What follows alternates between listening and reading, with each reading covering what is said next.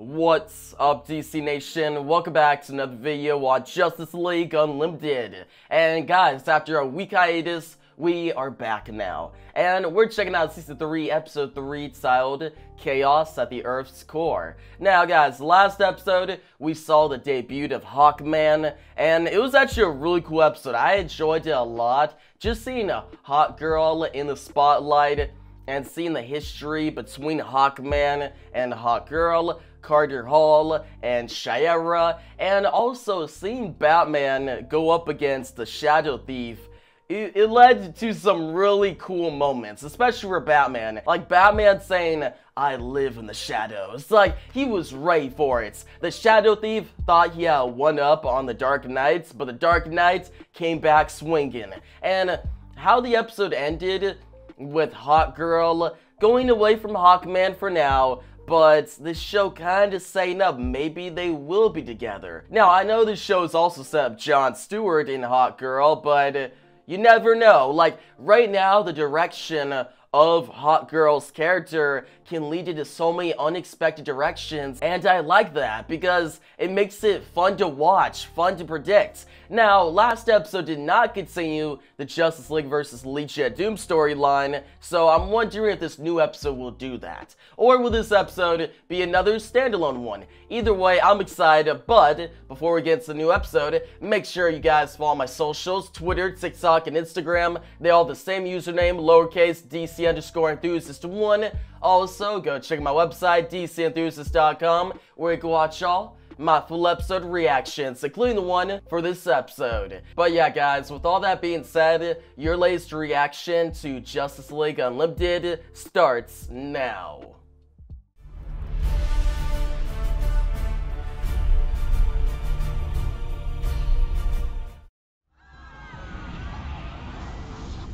Whoa. Dude, is that...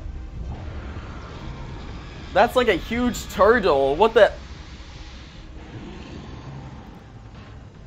Okay. That's S.T.R.I.P.E. We got Stargirl. Okay. Dude, where are they? It looks like a whole nother world. Well, the episode is, you know, chaos at the Earth's core. Be my guest. John, it's Kara. Nothing. My ring says we're still at the North Pole. Maybe somebody's Okay. Yo. Whoa. Who is that? Travis Morgan, Warlord of Shambhala. Ah. Skartaris. This place is Skartaris. I think I'm pronouncing that right. Nice axe throw. These are some of the last free people in Skartaris. Skartaris. Okay, it's Skartaris, not Skartaris. Even though, like, Skartaris rolls off the tongue better, in my opinion. They say it's got magic properties. Deimos wants it bad. Yo!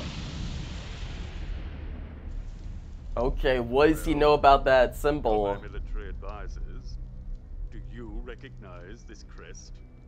Yes, I know it. Whoa! Yo! Dude, what? Metallo and Silver Banshee? Okay, that's actually pretty wild. I did not expect that, because I thought for a second, like, Deimos, he seems like actually a pretty cool villain. Like, check him out here. I thought he was... Is he a Dr. Fate villain? I may be thinking of a different villain. Dude, some of these villains are very similar. Like, you got Deimos, the son of Ares, I think. And then you got another Deimos that is a wizard, which I think that's him. Who he's also a Dr. Fate villain, but here he is the villain on Skartaris against Travis Morgan, and he sees this, well, he notices the Superman symbol, he recognizes it, and I thought that was gonna be it. I thought it was gonna be okay, he recognizes the symbol, and he's looking for Superman. Maybe he's a Superman villain in the DCAU, but no. we got Military advisors. Do you Metallo recognize and this threat? Silver Banshee. Yes. I know it well. Yo, that's actually crazy. Kryptonite. Bro, that makes so much sense now. Yeah, close that immediately. So, yeah, dude, look at Travis Morgan. He's like, what's wrong? But, dude, that makes sense why Metallo and Silver Banshee are there. I was just about to think, okay, why are they there? They're there to get the kryptonite to then use against Superman and Supergirl. But Supergirl being there, it's just a coincidence. So that's going to be interesting. I really want to see Supergirl against Silver Banshee and Metallo against Stargirl. That could be cool. Now, how did this place get the kryptonite? We're going to find it out right now, but I do find it fascinating. Like, this story is going in an interesting direction. Before, I was like, okay, we're going to Skartaris, Travis Morgan, very obscure character, could be interesting, but the episode needs a little oomph. Like, a little oomph to it. Like, to add in some characters, add in some conflict, and as always, the DCAU is delivering and giving us that conflict. Oh, come on, Supergirl. What? Hey, yo. Sandworms. Whoa! Yo! That was awesome. She made a fire construct. Okay. That guy looks like a Mondi. Oh, Silver Banshee. He is dead. Yo. Oh. Poor guy. That guy was doing so well, and then Silver Banshee had to show up and kill him. Justice. A foolish dream. Nah. Maybe so, wizard. But it's the one dream worth fighting for. Justice is the... Wow. He really just leaped. Dude, he just died like that. Whoa. That was... Okay, go back to that. That was a cool image.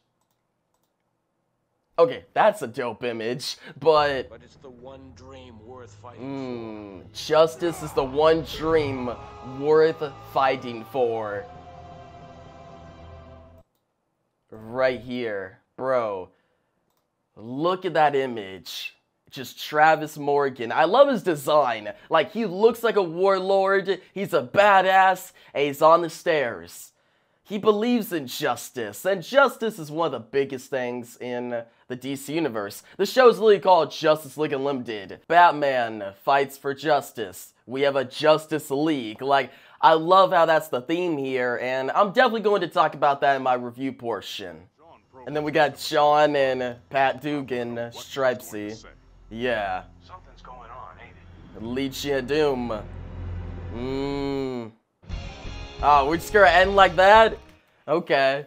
Dude, I'm pretty sure... Well, yeah, Metallo was on the Legion of Doom. Wasn't he in the first episode?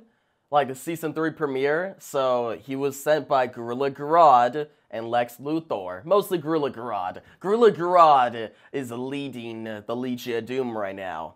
So, question is, why do they want all that kryptonite? Was it just to fight Superman and fight all the different Supermen, everybody on the Superman family, something like that? Like, it could be as simple as that, or could be something else. Like, I remember Gorilla Grodd talking about, well, he got the Spear of Destiny, Lex brought that to him, now he's trying to get the kryptonite. It's all leading to something, which I will try to predict in the review portion.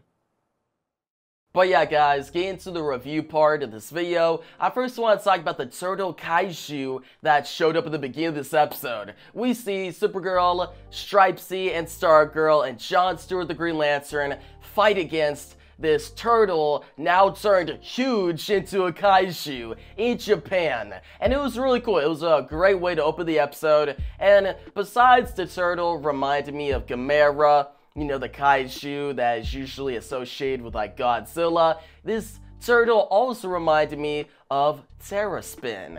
Now, do you guys know who S.T.R.I.P.E. is? If you're a Ben 10 fan, if you're a big Ben 10 fan like me, then you know who I'm talking about. There's this turtle creature in Ben 10 Ultimate Alien that is so awesome. Like when the turtle in the beginning of this episode did like the spin move with its shell, it reminded me of S.T.R.I.P.E. immediately. And I just thought that was awesome. Like I wanted to bring that up because Ben 10 is such an awesome show. Ben 10, Alien Force, and Ultimate Alien. After that, I kind of stopped watching, but those are the three that I watched as a kid, and whenever a show reminds me of Ben 10, I just want to bring it up. Now, moving on to my next topic, let's talk about Skartaris, the otherworldly setting that our heroes go to in this episode. So in the beginning, we see Supergirl, John Stewart the Green Lantern, and Stargirl and S.T.R.I.P.E. go to the North Pole, and they crash into this abyss, which leads them into Skartaris, which is an area that is filled with dinosaurs, reptiles, and it's just crazy. It was a really cool setting, like just the nature side of it, and the different areas our heroes go to. And this place also has a war going on. We got a war going on between the villain Deimos and the Warlord Travis Morgan. So let's talk about Travis Morgan first. Travis Morgan, a very obscure character in DC Comics, a cool character, but I did not expect him to show up, alright? So when he showed up, I got excited. He has a cool design and how he fights for justice. And all the characters around him, like Shakira, Jennifer, McKee, like McKee with his spiky arm, Shakira, a character that is a human that turns into a Black Panther. We got Jennifer, who is a sorceress. Like, they all have interesting things to their characters. I would honestly been down to stay in Skartaris for an extra episode. Maybe add like a two-parter in the OG Just League animated series. But instead, we just get one episode. It's unfortunate because at the end of the episode, Jon Stewart closes the pathway to Skartaris, so this is the only episode we'll be seeing Skartaris at all, which, dude, I really like this area. I like this otherworldly setting. But hey, one episode, at least we got that. Like, I did not expect to see Travis Morgan or Skartaris in the DCAU, so the fact that we did get this episode is surprising and awesome. Now, let's talk about Deimos, okay? The villain. Deimos, as the villain, he was cool. He's got a great design, he's very intimidating, and at first, I thought of Wotan. I don't know why. Okay, these are the characters I thought of. So, Wotan, the Dr. Fate villain, I think it was the design of Deimos that reminded me of Wotan. They're totally different characters, but I don't know, I just thought of Wotan. And I also obviously thought of Deimos, the son of Ares, because, you know, Deimos and this character Deimos, they share the same name. But I was surprised when we got a different character, this Deimos. So Deimos is in the comics, this version of the character where he is now well, he is kind of like a warlord. He goes up against Travis Morgan and he rules over the area Theron, I think. I maybe pronounced that wrong. I'm trying to remember. Because Skartaris, any stories that are set in that area are obscure stories in DC Comics history. So I know about them, but it's hard to remember. So yeah, it was cool. I like Deimos as a villain. He had an awesome fight with Travis Morgan in the end of the episode. Epic fight. Just seeing them have a sword clash as they step up the stairs got me so hyped. And that moves on to my next topic. Justice. The theme of justice. In that final fight, we see Travis Morgan beats Deimos. And Deimos mocks Travis Morgan's dreams. He's like, you're delusional to dream of justice. Justice is a theme that cannot be carried out. but Travis Morgan proves him wrong by defeating him, kicking him into the abyss. Deimos is dead, he's gone. But just seeing Travis Morgan stand with all of his might and just know and believe that justice is accessible. And yeah, justice is a big theme in DC Comics, especially the DCAU. Like, come on, this show is called Justice League Unlimited, and we had Justice League, and Batman is all about justice and his war on crime. Justice is a universal theme that is used in a lot of stories throughout time, throughout history, and there's a reason for it. Justice can create a lot of conflicts, but also a lot of wholesome moments, a lot of epic moments. It can create a story in itself.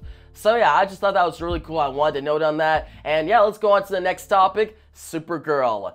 So, Supergirl in this episode, her powers were drained because there was kryptonite in Skartaris, and she was struggling throughout the episode, but she kept going. She's the girl of steel. She didn't need Superman by her side. She kept going. She had perseverance, and her final fight against Metallo was so awesome. And that moves on to my next topic, her dynamic with Stargirl. So guys, I really like her dynamic with Stargirl. Stargirl at the beginning of the episode, she was a little jealous because Stargirl wants some spotlight. She deserves it, but Supergirl was more in the spotlight. But seeing them protect each other throughout the episode, and Stargirl actually save Supergirl, Courtney Whitmore saves Kara Zor-El, and just their talk at the end, how much they have in common. And I would actually be down to see Stargirl and Supergirl team up in an upcoming episode. They have a good dynamic. They're fun to watch on screen,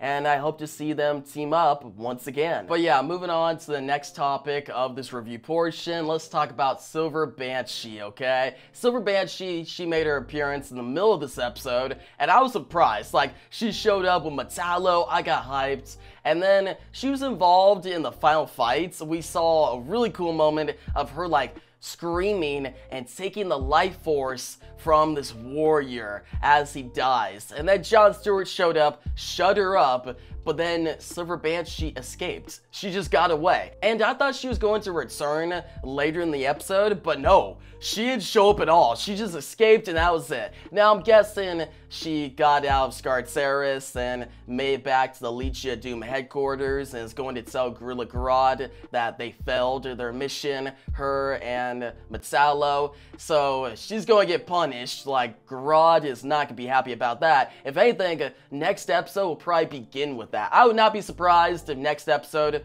begins with Silver Banshee showing up at the Legion of Doom headquarters to tell Gorilla Grodd what happened. But yeah, I was just surprised by that. Like, I thought Silver Banshee, I was like, what's going on? Is this a plot hole? But then when I looked more into it, nah, she just escaped. They're setting up something with her character.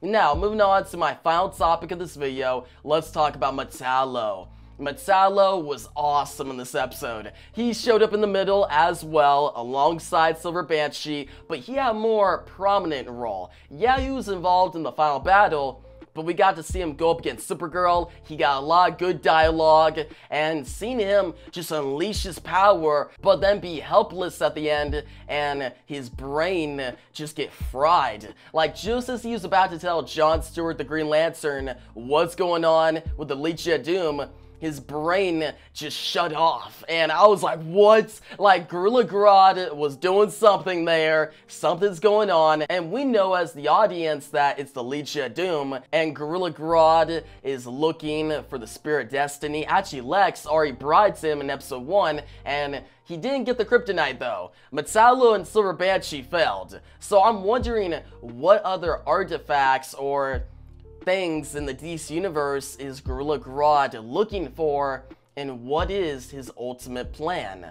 Because I'm interested, I'm invested in this now. Like, this was like a tease. This episode didn't progress the storyline a lot, but it gave us just enough to get me excited. And yeah, Metallo, his part in this episode was amazing. It was cool to see his character back. He is one of my favorite Superman villains. To see him go up against Supergirl in a very tense fight was dope. But yeah, guys, overall, I enjoyed this episode. It was another great addition to the episode so far. Amazing season, and yeah, I'm going to give the episode an 8.5 out of 10. I recommend it. You guys, some of your thoughts on this episode down below. What do you think about Travis Morgan, Skartaris, the Legion of Doom, Supergirl, and Stargirl's dynamic? Leave all your thoughts down below. If you like the video, give a big thumbs up. New channel, make sure to subscribe. Hit that notification bell so you don't miss out on my next Justice League Unlimited reaction and review. And yeah, guys, thanks for watching, and peace out.